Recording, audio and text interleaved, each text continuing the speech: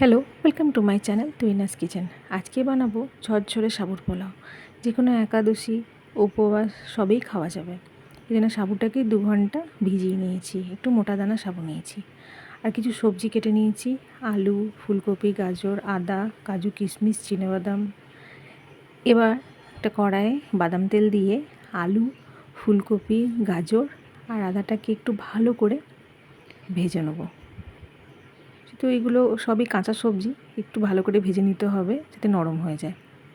একটু নরম হয়ে গেলে এর মধ্যে দিয়ে দেবো কাজু আর কিশমিশটা, আর দিয়ে দেবো একটু সন্দেব লবণ। একটু নাড়াচাড়া করে নেব।